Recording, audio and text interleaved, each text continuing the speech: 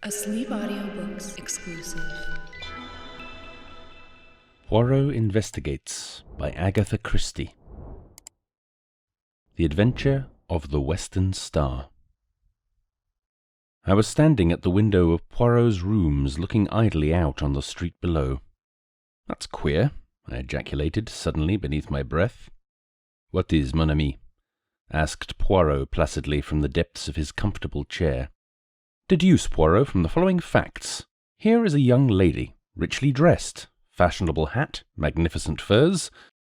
She is coming along slowly, looking up at the houses as she goes. Unknown to her, she is being shadowed by 3 men and a middle-aged woman. They have just been joined by an errand boy, who points after the girl, gesticulating as he does so. What drama is this being played? Is the girl a crook? And are the shadowers detectives preparing to arrest her? Or are they the scoundrels, and are they plotting to attack an innocent victim? What does the great detective say?" "The great detective, mon ami, chooses as ever the simplest course. He rises to see for himself."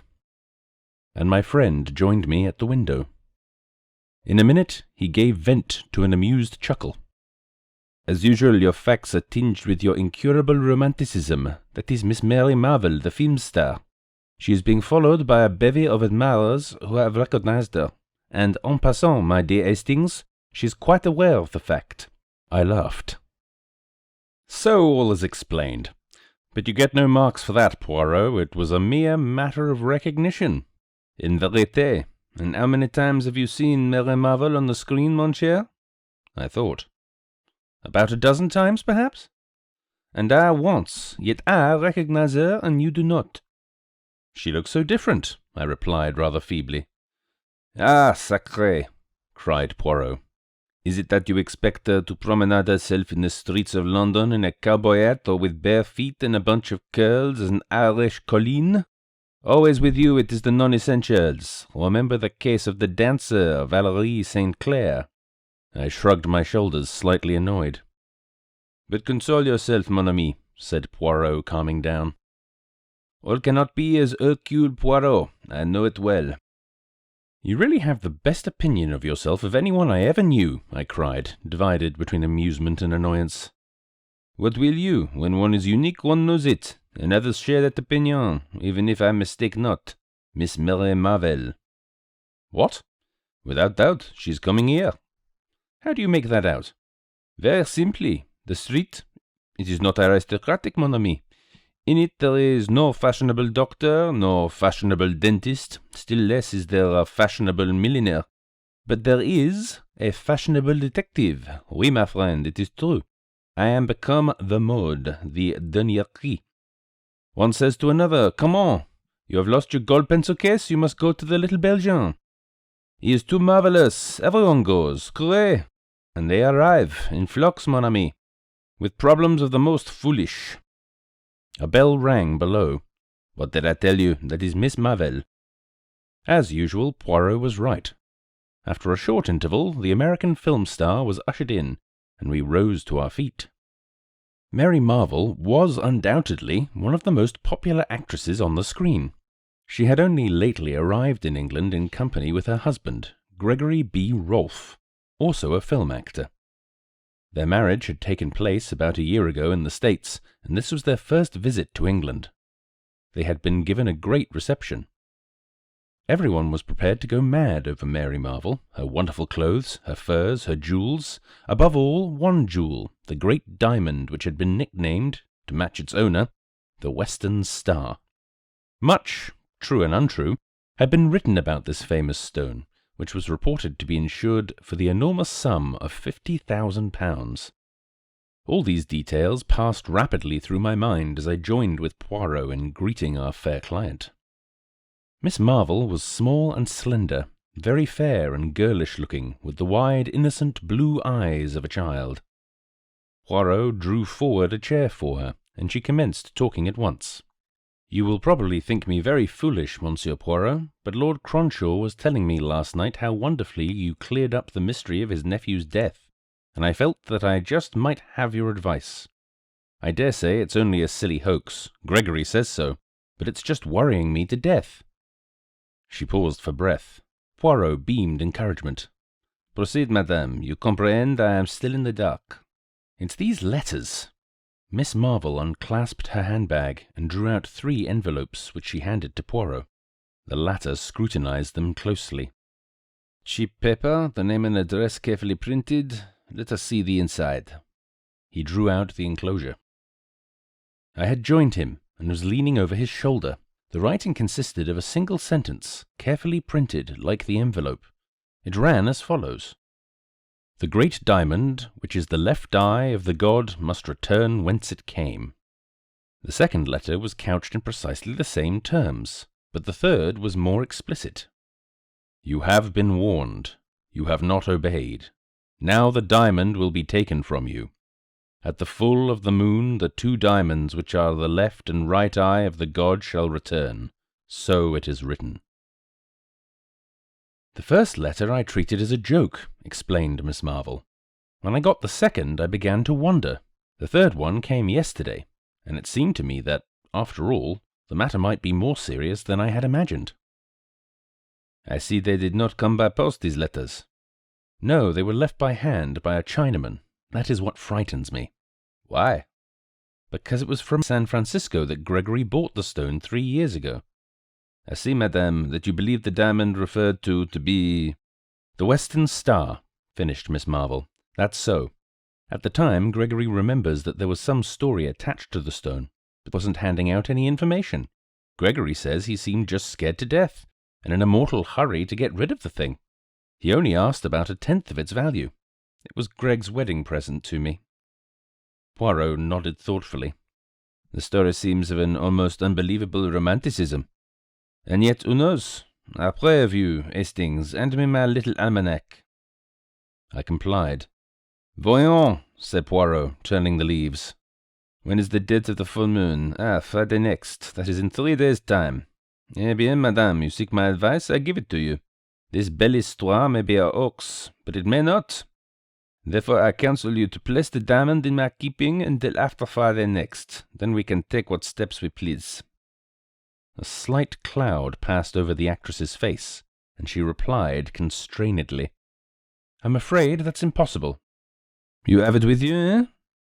Poirot was watching her narrowly. The girl hesitated a moment, then slipped her hand into the bosom of her gown, drawing out a long, thin chain. She leaned forward, unclosing her hand. In the palm, a stone of white fire, exquisitely set in platinum, lay and winked at us solemnly. Poirot drew in his breath with a long hiss. "Épatant," he murmured. "You permit, madame?" He took the jewel in his hand and scrutinized it keenly, then restored it to her with a little bow. "A magnificent stone without a flaw. Sans tonnerre, and you carry it about with you comme ça?" No, I am very careful, really, Monsieur Poirot. As a rule, it's locked up in my jewel case and left in the hotel's safety deposit. We're staying at the Magnificent, you know. I just brought it along today for you to see." "And you will leave it with me, n'est-ce pas? You will be advised by Papa Poirot?" "Well, you see, it's this way, Monsieur Poirot. On Friday we're going down to Yardley Chase to spend a few days with Lord and Lady Yardley." Her words awoke a vague echo of remembrance in my mind. Some gossip. What was it now? A few years ago, Lord and Lady Yardley had paid a visit to the States. Rumour had it that his lordship had rather gone the pace out there with the assistance of some lady friends. But surely there was something more, some gossip which coupled Lady Yardley's name with that of a movie star in California. Why, it came to me in a flash. Of course, it was none other than Gregory B. Rolfe. "I'll let you into a little secret, Monsieur Poirot," Miss Marvel was continuing. "We've got a deal on with Lord Yardley. There's some chance of our arranging to film a play down there in his ancestral pile."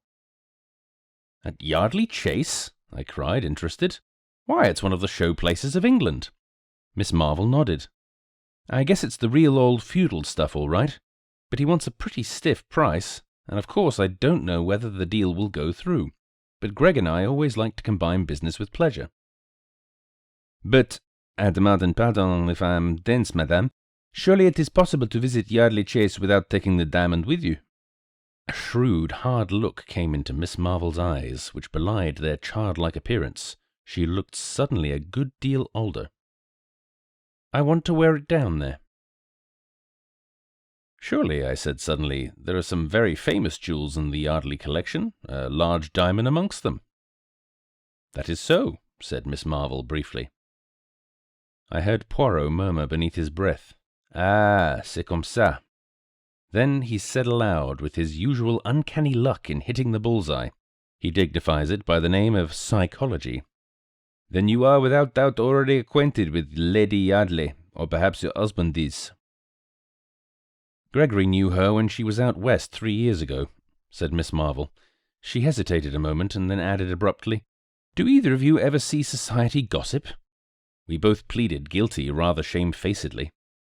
"I ask because in this week's number there is an article on famous jewels, and it's really very curious," she broke off. I rose, went to the table at the other side of the room, and returned with the paper in question in my hand. She took it from me, found the article, and began to read aloud. Amongst other famous stones may be included the Star of the East, a diamond in the possession of the Yardley family. An ancestor of the present Lord Yardley brought it back with him from China, and a romantic story is said to attach to it. According to this, the stone was once in the right eye of a temple god. Another diamond, exactly similar in form and size, formed the left eye, and the story goes that this jewel, too, would in course of time be stolen. One eye shall go west, the other east, till they shall meet once more. Then, in triumph shall they return to the god. It is a curious coincidence that there is, at the present time, a stone corresponding closely in description with this one, and known as the Star of the West, or the Western Star. It is the property of the celebrated film actress, Miss Mary Marvel. A comparison of the two stones would be interesting. She stopped. "Épatant," murmured Poirot.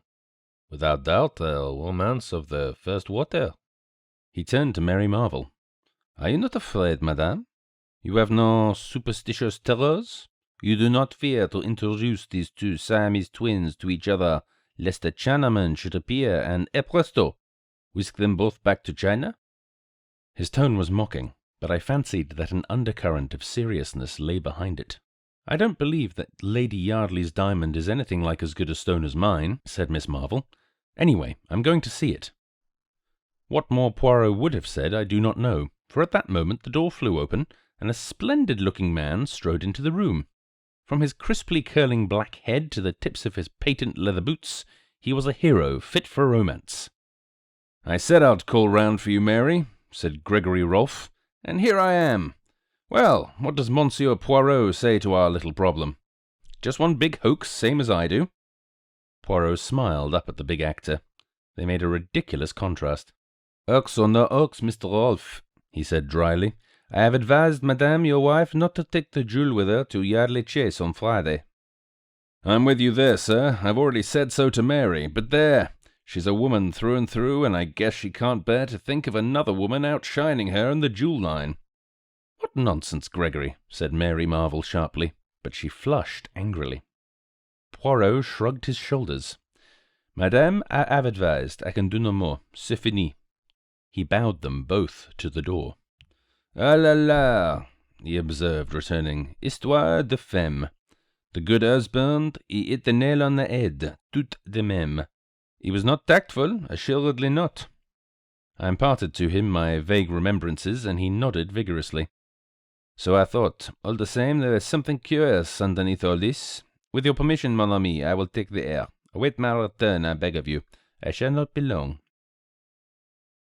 I was half asleep in my chair when the landlady tapped on the door and put her head in. "It's another lady to see Mr. Poirot, sir. I've told her he was out, but she says as how she'll wait, seeing as she's come up from the country." "Oh, show her in here, Mrs. Murchison. Perhaps I can do something for her." In another moment the lady had been ushered in. My heart gave a leap as I recognized her. Lady Yardley's portrait had figured too often in the society papers to allow her to remain unknown.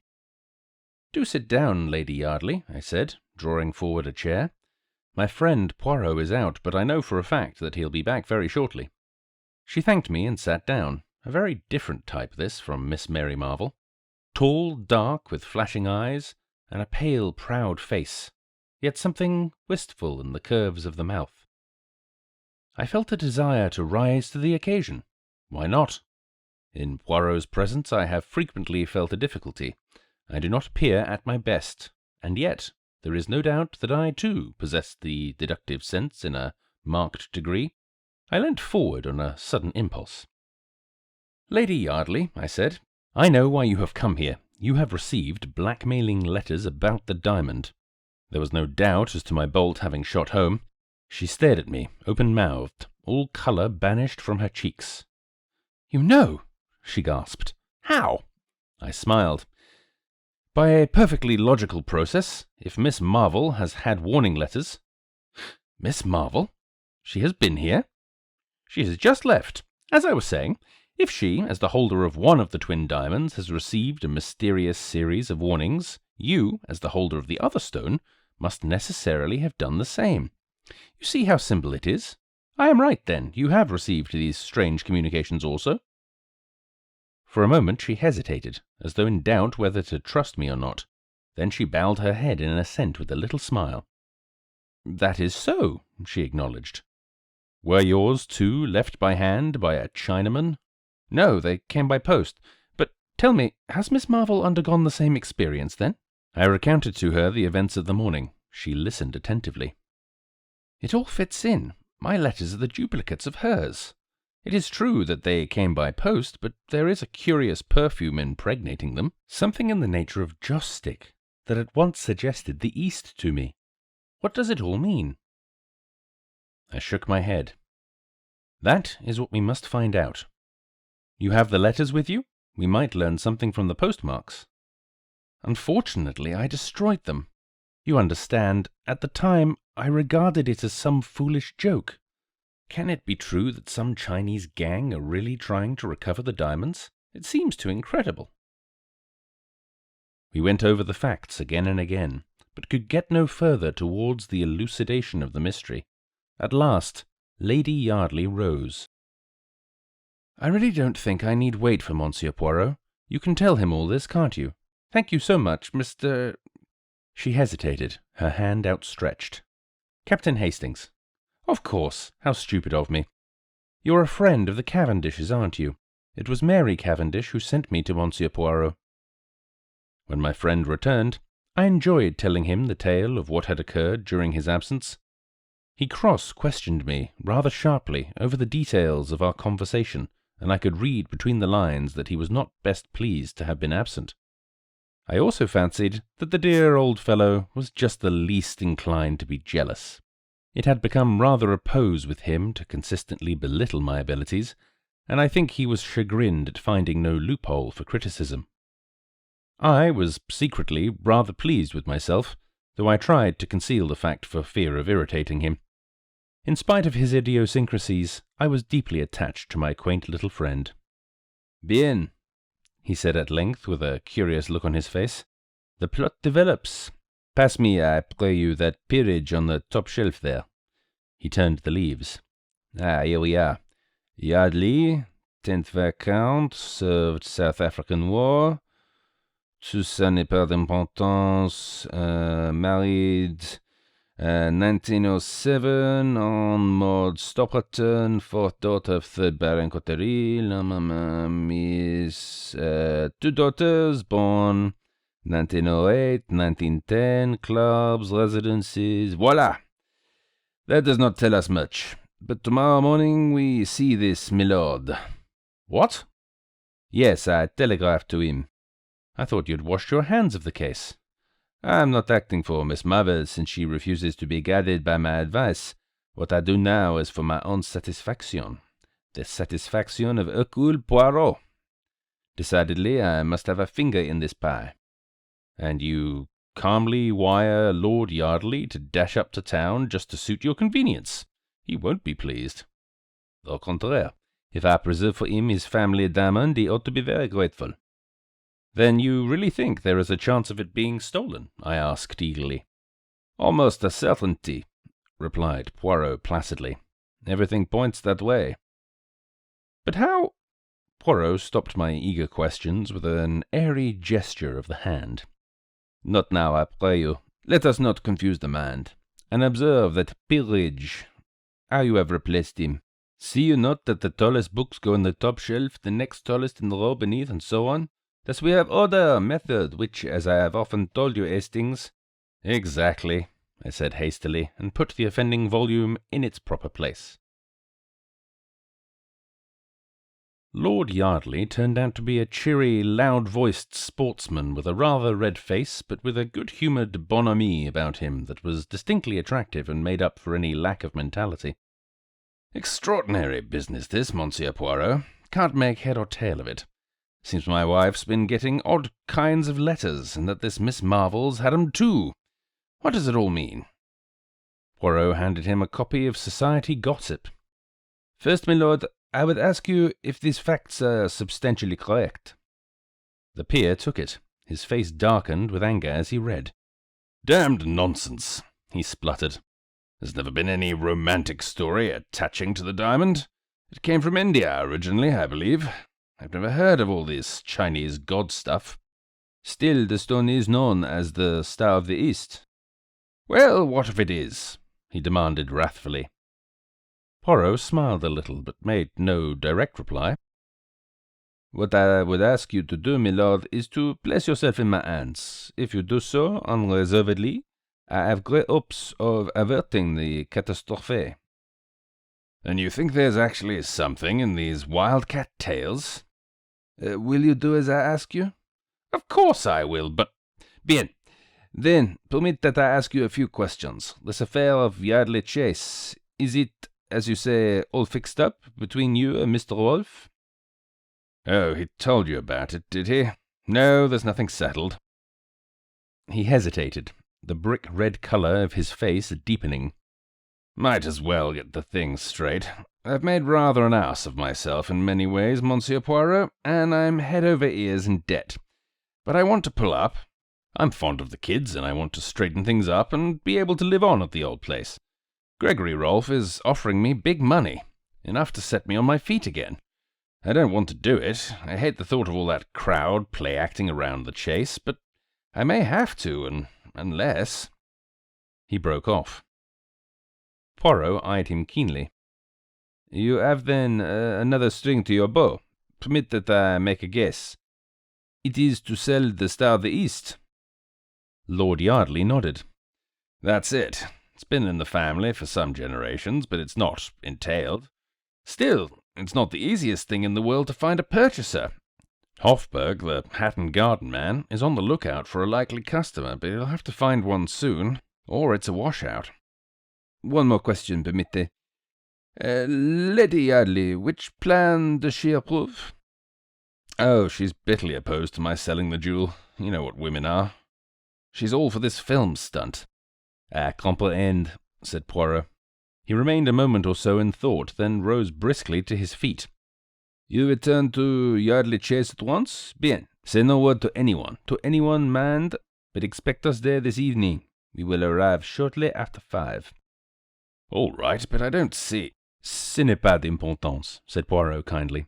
"You will that I preserve for you your diamond, n'est-ce pas?" "Yes, but—" "Then do as I say." A sadly bewildered nobleman left the room.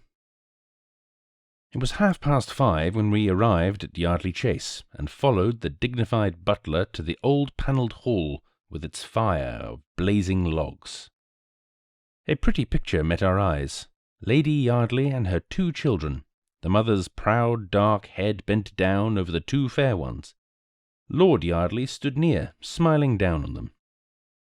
"Monsieur Poirot and Captain Hastings," announced the butler. Lady Yardley looked up with a start. Her husband came forward uncertainly, his eyes seeking instruction from Poirot. The little man was equal to the occasion. "All my excuses. It is that I investigate still this affair of Miss Marvel's. She comes to you on Friday, does she not? I make a little tour first to make sure that all is secure. Also, I wanted to ask of Lady Yardley if she recollected at all the postmarks on the letters she received." Lady Yardley shook her head regretfully. "I'm afraid I don't. It is stupid of me, but you see, I never dreamt of taking them seriously." "You'll stay the night," said Lord Yardley. "Oh, my lord, I fear to incommode you. We have left our bags at the inn." "That's all right." Lord Yardley had his cue. "We'll send down for them. No trouble, I assure you." Poirot permitted himself to be persuaded, and sitting down by Lady Yardley, began to make friends with the children. In a short time they were all romping together, and had dragged me into the game. "Vous êtes bonne mère," said Poirot, with a gallant little bow, as the children were removed reluctantly by a stern nurse. Lady Yardley smoothed her ruffled hair.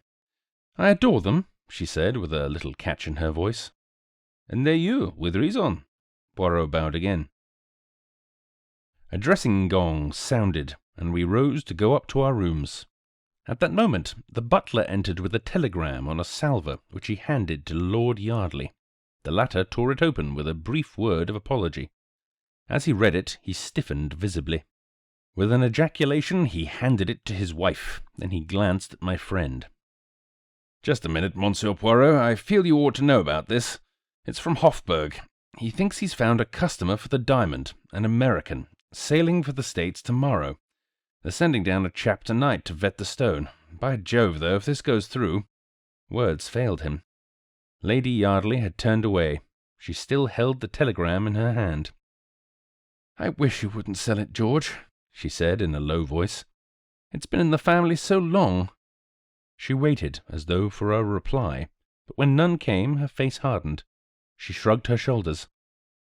"I must go and dress. I suppose I had better display the goods." She turned to Poirot with a slight grimace. "It's one of the most hideous necklaces that was ever designed. George has always promised to have the stones reset for me, but it's never been done." She left the room. Half an hour later, we three were assembled in the great drawing-room awaiting the lady. It was already a few minutes past the dinner hour. Suddenly there was a low rustle, and Lady Yardley appeared, framed in the doorway, a radiant figure in a long white shimmering dress. Round the column of her neck was a rivulet of fire. She stood there with one hand just touching the necklace. "Behold the sacrifice," she said gaily. Her ill humour seemed to have vanished. "Wait while I turn the big light on, and you shall feast your eyes on the ugliest necklace in England." The switches were just outside the door. As she stretched out her hand to them, the incredible thing happened. Suddenly, without any warning, every light was extinguished. The door banged, and from the other side of it came a long, drawn, piercing woman's scream. "My God!" cried Lord Yardley. "That was Maud's voice. What has happened?" We rushed blindly for the door, cannoning into each other in the darkness. It was some minutes before we could find it. What a sight met our eyes! Lady Yardley lay senseless on the marble floor, a crimson mark on her white throat, where the necklace had been wrenched from her neck. As we bent over her, uncertain for the moment whether she were dead or alive, her eyelids opened. "The Chinaman," she whispered painfully. "The Chinaman, the side door." Lord Yardley sprang up with an oath. I accompanied him, my heart beating wildly. The Chinaman again! The side door in question was a small one in the angle of the wall, not more than a dozen yards from the scene of the tragedy. As we reached it, I gave a cry. There, just short of the threshold, lay the glittering necklace, evidently dropped by the thief in the panic of his flight. I swooped joyously down on it. Then I uttered another cry which Lord Yardley echoed, for in the middle of the necklace was a great gap. The Star of the East was missing. "That settles it," I breathed. These were no ordinary thieves. This one stone was all they wanted. But how did the fellow get in? Through this door. But it's always locked. I shook my head. It's not locked now, see? I pulled it open as I spoke. As I did so, something fluttered to the ground. I picked it up. It was a piece of silk, and the embroidery was unmistakable. It had been torn from a Chinaman's robe. In his haste it caught in the door, I explained. "Come, hurry, he cannot have gone far yet." But in vain we hunted and searched. In the pitch darkness of the night, the thief had found it easy to make his getaway. We returned reluctantly, and Lord Yardley sent off one of the footmen post-haste to fetch the police. Lady Yardley, aptly ministered to by Poirot, who is as good as a woman in these matters, was sufficiently recovered to be able to tell her story. "I was just going to turn on the other light," she said, "when a man sprang on me from behind. He tore my necklace from my neck with such force that I fell headlong to the floor. As I fell, I saw him disappearing through the side door. Then I realized by the pigtail and the embroidered robe that he was a Chinaman." She stopped with a shudder. The butler reappeared. He spoke in a low voice to Lord Yardley. "A gentleman from Mr. Hofburg's, my lord. He says you expect him." "Good heavens!" cried the distracted nobleman. "I must see him, I suppose. No, not here, Mullings, in the library." I drew Poirot aside. "Look here, my dear fellow, hadn't we better get back to London?" "You think so, Hastings? Why?" "Well," I coughed delicately, "things haven't gone very well, have they? I mean, you tell Lord Yardley to place himself in your hands and all will be well, and then the diamond vanishes from under your very nose." "True," said Poirot, rather crestfallen. "It was not one of my most striking trumps." This way of describing events almost caused me to smile, but I stuck to my guns. "So, having, pardon the expression, rather made a mess of things, don't you think it would be more graceful to leave immediately?" "And the dinner, the without doubt excellent dinner that the chef of Lord Yardley has prepared?" "Oh, what's dinner?" I said impatiently. Poirot held up his hands in horror. "Mon Dieu! Is it that in your country you treat the affairs gastronomic with a criminal indifference?" "There's another reason why we should get back to London as soon as possible," I continued. "What is that, my friend?" "The other diamond," I said, lowering my voice. "Miss Marvel's." "Eh bien, what of it?" "Don't you see?" His unusual obtuseness annoyed me. What had happened to his usually keen wits? "They've got one now. Now they'll go for the other." "Tiens," cried Poirot, stepping back a pace and regarding me with admiration. "But your brain notches to a marvel, my friend. Figure to yourself that for the moment I had not thought of that. But there is plenty of time. The full of the moon, it is not until Friday." I shook my head dubiously. The full of the moon theory left me entirely cold. I had my way with Poirot, however, and we departed immediately, leaving behind us a note of explanation and apology for Lord Yardley. My idea was to go at once to the Magnificent and relate to Miss Marvel what had occurred, but Poirot vetoed the plan and insisted that the morning would be time enough. I gave in rather grudgingly. In the morning, Poirot seemed strangely disinclined to stir out. I began to suspect that, having made a mistake to start with, he was singularly loath to proceed with the case. In answer to my persuasions, he pointed out, with admirable common sense, that as the details of the affair at Yardley Chase were already in the morning papers, the Rolfs would know quite as much as we could tell them. I gave way unwillingly. Events proved my forebodings to be justified. About 2:00, the telephone rang. Poirot answered it. He listened for some moments, then with a brief "Bien, j'y serai," he rang off and turned to me. "What do you think, mon ami?" He looked half ashamed, half excited. "The diamond of Miss Marvel, it has been stolen." "What?" I cried, springing up. "And what about the full moon now?" Poirot hung his head. "When did this happen?" "This morning, I understand." I shook my head sadly. "If only you had listened to me. You see I was right." "It appears so, mon ami," said Poirot cautiously. "Appearances are deceptive, they say, but it certainly appears so." As we hurried in a taxi to the Magnificent, I puzzled out the true inwardness of the scheme. That full of the moon idea was clever. The whole point of it was to get us to concentrate on the Friday, and so be off our guard beforehand. It is a pity that you did not realize that. "Ma foi," said Poirot airily, his nonchalance quite restored after its brief eclipse. "One cannot think of everything." I felt sorry for him. He did so hate failure of any kind. "Cheer up," I said, consolingly. "Better luck next time." At the Magnificent, we were ushered at once into the manager's office. Gregory Rolfe was there with 2 men from Scotland Yard. A pale-faced clerk sat opposite them. Rolfe nodded to us as we entered. "We're getting to the bottom of it," he said. "But it's almost unbelievable. How the guy had the nerve, I can't think. A very few minutes sufficed to give us the facts. Mr. Rolfe had gone out of the hotel at 11:15, and at 11:30 a gentleman, so like him in appearance as to pass muster, entered the hotel and demanded the jewel case from the safe deposit. He duly signed the receipt, remarking carelessly as he did so, "Looks a bit different from my ordinary one, but I hurt my hand getting out of the taxi." The clerk merely smiled and remarked that he saw very little difference. Rolfe laughed and said, "Well, don't run me in as a crook this time, anyway.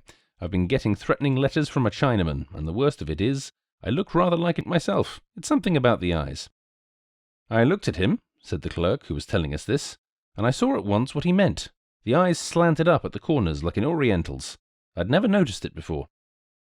"Darn it, old man!" roared Gregory Rolfe, leaning forward. "Do you notice it now?" The man looked up at him and started. "No, sir," he said. "I can't say I do." And indeed there was nothing even remotely Oriental about the frank brown eyes that looked into ours. The Scotland Yard man grunted. "Bold customer. Thought the eyes might be noticed, and took the bull by the horns to disarm suspicion. He must have watched you out of the hotel, sir, and nipped in as soon as you were well away." "What about the jewel case?" I asked. It was found in a corridor of the hotel. Only one thing had been taken, the Western Star. We stared at each other. The whole thing was so bizarre, so unreal. Poirot hopped briskly to his feet. "I have not been of much use, I fear," he said regretfully. "Is it permitted to see Madame?" "I guess she's prostrated with the shock," explained Rolfe. Then perhaps I might have a few words alone with you, monsieur." "Certainly." In about 5 minutes Poirot reappeared. "Now, my friend," he said gaily, "to a post office. I have to send a telegram." "To who?" "Lord Yardley." He discounted further inquiries by slipping his arm through mine. Come, mon ami. I know all that you feel about this miserable business. I have not distinguished myself. You, in my place, might have distinguished yourself. Bien. All is admitted. Let us forget it and have lunch." It was about 4 o'clock when we entered Poirot's rooms. A figure rose from a chair by the window. It was Lord Yardley. He looked haggard and distraught. "I got your wire and came up at once. Look here, I've been round to Hofburg, and they know nothing about that man of theirs last night, or the wire either. Do you think that—" Poirot held up his hand. "My excuses. I sent that wire and had the gentleman in question." "You? But why? What?" The nobleman spluttered impotently. "My little idea was to bring things to a head," explained Poirot placidly. "Bring things to a head? Oh, my God!" cried Lord Yardley. "And the ruse succeeded," said Poirot cheerfully. "Therefore, my lord, I have much pleasure in returning to you this." With a dramatic gesture, he produced a glittering object. It was a great diamond. "The Star of the East!" gasped Lord Yardley. "But I don't understand." "No?" said Poirot. "It makes no matter. Believe me, it was necessary for the diamond to be stolen. I promised you it should be preserved to you, and I have kept my word. You must permit me to keep my little secret. Convey, I beg of you, the assurances of my deepest respect to Lady Yardley, and tell her how pleased I am to be able to restore the jewel to her. What beau temps, is it not? Good day, my lord." And smiling and talking, the amazing little man conducted the bewildered nobleman to the door. He returned, gently rubbing his hands. "Poirot," I said, "am I quite demented?" "No, mon ami, but you are, as always, in a mental fog." "How did you get the diamond?" "From Mr. Rolfe." "Rolfe? Mais oui. The warning letters, the Chinaman, the article in Society Gossip, all sprang from the ingenious brain of Mr. Rolfe. The two diamonds, supposed to be so miraculously alike, bah! They did not exist. There was only one diamond, my friend. Originally in the Yardley collection, for 3 years it has been in the possession of Mr. Rolfe. He stole it this morning with the assistance of a touch of grease paint at the corner of each eye. Ah, I must see him on the film. He is indeed an artiste, celui-là." "But why should he steal his own diamond?" I asked, puzzled. "For many reasons. To begin with, Lady Yardley was getting restive." "Lady Yardley?" "You comprehend, she was left much alone in California. Her husband was amusing himself elsewhere. Mr. Rolfe was handsome. He had an air about him of romance. But au fond, he is very businesslike, ce monsieur. He made love to Lady Yardley, and then he blackmailed her. I taxed the lady with the truth the other night, and she admitted it. She swore that she had only been indiscreet, and I believe her. But undoubtedly Rolfe had letters of hers that could be twisted to bear a different interpretation. Terrified by the threat of a divorce and the prospect of being separated from her children, she agreed to all he wished. She had no money of her own, and she was forced to permit him to substitute a paste replica for the real stone. The coincidence of the date of the appearance of the Western Star struck me at once. All goes well. Lord Yardley prepares to range himself, to settle down, and then comes the menace of the possible sale of the diamond. The substitution will be discovered. Without doubt, she writes off frantically to Gregory Rolfe, who has just arrived in England. He soothes her by promising to arrange all, and prepares for a double robbery. In this way, he will quiet the lady, who might conceivably tell all to her husband, an affair which would not suit a blackmailer at all. He will have £50,000 insurance money. Aha, you had forgotten that. And he will still have the diamond. At this point, I put my finger in the pie. The arrival of a diamond expert is announced. Lady Yardley, as I felt she would, immediately arranges a robbery, and does it very well, too. But Hercule Poirot, he sees nothing but the facts. What happens in actuality? The lady switches off the light, bangs the door, throws the necklace down the passage, and screams. She has already wrenched out the diamond with pliers upstairs. But we saw the necklace around her neck, I objected. I demand pardon, my friend. Her hand concealed the large part of it where the gap would have shown. To place a piece of silk in the door beforehand is child's play. Of course, as soon as Rolfe read of the robbery, he arranged his own little comedy, and very well he played it. What did you say to him? I asked with lively curiosity. I said to him that Lady Yardley had told her husband all, that I was empowered to recover the jewel, and that if it were not immediately handed over, proceedings would be taken. Also a few more little lies which occurred to me. He was as wax in my hands. I pondered the matter. It seems a little unfair on Mary Marvel. She has lost her diamond through no fault of her own. Bah! Said Poirot brutally. She has a magnificent advertisement. That is all she cares for, that one. Now the other, she is different. Bonne mère, très femme. Yes, I said doubtfully, hardly sharing Poirot's views on femininity. I suppose it was Rolfe who sent her the duplicate letters. Pas du tout, said Poirot briskly. She came by the advice of Mary Cavendish to seek my aid in her dilemma. Then she heard that Mary Marvel, whom she knew to be her enemy, had been here, and she changed her mind, jumping at a pretext that you, my friend, offered her. A very few questions sufficed to show me that you told her of the letters, not she. She jumped at the chance your words offered. I don't believe it, I cried, stung. Si, mon ami. It is a pity that you do not study the psychology. She told you that the letters were destroyed? Oh la la, never does a woman destroy a letter if she can avoid it, not even if it would be more prudent to do so. It's all very well, I said, my anger rising, but you've made a perfect fool of me, from beginning to end. No, it's all very well to try and explain it away afterwards. There really is a limit. But you were so enjoying yourself, my friend, I had not the heart to shatter your illusions. It's no good, you've gone a bit too far this time.